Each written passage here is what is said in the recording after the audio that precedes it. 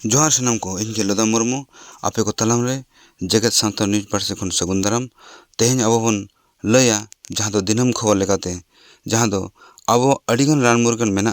जहाँ दो एक्सपायरी है बांगमा आजा जहाँ जोम रेनांग जहाँ डेट कना तारीख कना दिन कना ओना आजा ताय मुचादोआ ओना मेनते ओना जहाँ रान को बन गिड़ी ओना रान गिड़ी दो अड़ी जगह रे उनका अथड़े बन चापात गिड़ी का कना जहाँ दो तेहें ओना लेकाते अडिगन मनमी अडिगन अब जीव जंतु चितार रे एटकेटोने शीर्षक कना ओना खातिर जहाँ तने के रान मुरगन अब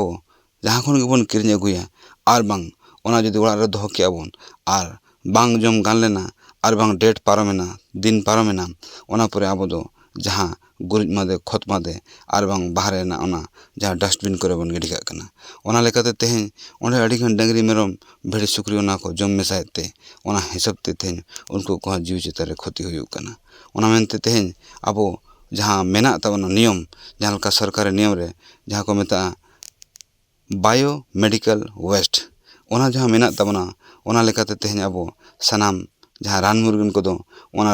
डस्टबिन रे बन गिडीते बायो मेडिकल वेस्ट मैनेजमेंट लेकाते ओना दो अब बन सुधारा सजावा मेनखान उनका बांग हुयुग कना नवा कहानी न रोड रोपड़ जहाँ तना अब नेल चुदा मैक्सिमम न दो अब जमशेदपुर हो निन्यामो कना जहाँ टाटा बाजार रे ओना लेकाते जेते के अब आदिम रे आर बांग सामते अतु दिसम रे मेना कार सनम मनवा को नवा अब बन सजावा और सुधारा ओना लेकाते तेहें जहाँ समाधान लेकाते माने अब बन मेनचोया भारत सरकार ठेन फार्मेसी रिटर्न पॉलिसी माने जहाँ तना रान मुरगन बेना कना सनाम रान मुरगन बेनाव परे जखन गे अब अखरिñ कते अब बेमार आजार रे ओना रान बन व्यवहारते अब जहाँ सारेजो कना रान दो रिटर्न पॉलिसी लेकाते जहाँ फार्मा रे जहाँ बेनाव कना जहाँ रान दुकान अब बन किरिñ का उनको को जिम्मा हताव अड़ी लगती कना ओना हिसाब ते तेहें जुदि उनका बांग बन करावा एनखान ओना रान जम लेनखान गिद्रा चेतान रे आर जीव जंतु चितार रे आर सामते नली को जुदि रान बन गिड़ी लेखान नली खन चलावेना आहारते आहार साम हाकू को आर सामते आरो एमान तमन उनको जीव जंतु चितार रे एटकेटोने हुई दाड़ेया रुआ हासु हुई दाड़ेया आर बांग जीवी हो क्षति हुई दाड़ेया ओना पर बन बाड़ाय जहाँ लेका जे अब एमजीएम हॉस्पिटल जहाँ जमशेदपुर झारखंड रे मेना ओना नितो नवा आरो अस्पताल रे अब बन नेलेया जे 396 करोड़ टाका ते अब ओना 900 बेड बन बनाव चोका आर बांग इमरजेंसी 107 बेड बन बनाव चोका तेहें ओना लेकाते तेहें जहाँ के अब झारखंड सरकार रे गमके मानतान मंत्री स्वास्थ्य मंत्री तेहें उनकिन उद्घाटन हटोका आर अब बन नेलेका नवा जगह रे सनाम गे रेंगेज ओरेज हड़ अब अड़ी नपाय बिन पुछते अब बन रानोग कना आदो ओना लेकाते जहाँ विभाग मेना ओना विभाग दो अलग अलग मेना मेटांग दो को मेता बेसमेंट जहाँ चे ओना दो ऑन्कोलॉजी को मेता रेडियोलॉजी को मेता कार पार्किंग को मेता ओना पर ग्राउंड फ्लोर दो मेना emergency operation theatre radiology registration मेना आ वार्न यूनिट माने जहाँ को आतार उनको को ओंडे को ताहेना ओंडे को सेटरवा किचन मेना आर कैफेटेरिया मेना उनका के पहला ताला माने एहब ताला जो मेना ओना दो महिला और प्रसूति माने कुड़ी हपन को जहाँ अब डिलीवरी पेशेंट को उनको ओंडे को चला आ जहाँ तना के जांग माने जहाँ को मेता माने हड्डी रोग स्पेशलिस्ट को दुड़ुबा पहला ताला रे दो आर जहाँ को मेता को मानसिक रोग आर ऑक्सीजन प्लांट को ओंडे मेना और मेडिसिन को ओंडे मेना जहाँ को मेता फार्मेसी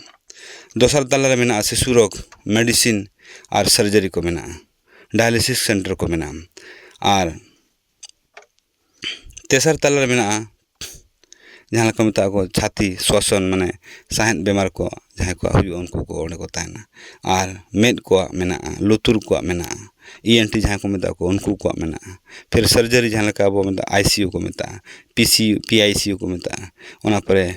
एचडीयू को माने दो स्पेशल अब ओना जगह तीसरा तल्ला को मेता 3 तल्ला रे ना को अब सुविधा बन नाम दाड़े पुनत तल्ला रे मेना न्यूरो यूरो माने जहाँ लका अब सिर को ना बेमार को और जहाँ लका पेशाब को ना जहाँ एटकेटोन ओना को ना बेमार को हार्ट ना बेमार को और नेफ्रो माने जहाँ लका अब किडनी ना बेमार को अच्छा ओंडे ओपीडी हो मेना तबना सेमिनार हॉल को मेना और एडमिनिस्ट्रेटिव कार्यालय जहाँ को मेता प्रशासनिक कार्यालय को मेना 5 तल्ला दो मेना तबना अब ऑपरेशन थिएटर और बांग मेद कोरेना होयतो ईएनटी ना इंडोर को मेना और अब निजे वार्ड को मेना एखान उनका विभाग ते अब नेल एबन 5 ताल हाबी अब ना एमजेएम हॉस्पिटल अब नेल दाड़ेया जहाँ तिस बन चला खान नो अलग अलग ताल रना विभाग रे अब बन सेटर दाड़ेया और ना सुविधा बन हाताव दाड़ेया नो कमेंट करते तेहन अब नो खबर दबन मुचादिया जहाँ तने के नेलिया बहा मिश्रा को आर बांग आदिम को अब मेना बना नो दो मिटांग हिंदी खबर खन के सानताड़ी ते नो आड़ांग बन अरु फेराते अब जहाँ तने आयो को मेना को ऑल पढ़ारे बांग को सजाव कन सोजे कन बांग को बाड़ाया कन उनको को लगे नो तो चिरगल कना नो पेपर दो तेहन अब बन नेल या पढ़ा एबन चाबा आमेन खान तेहन जहाँ न्यूज चैनल जगत सानता न्यूज पार्ट से जहाँ खबर बन सदरा और जहाँ तिस के जुदी बाड़ाय लगतिया एखान नो अब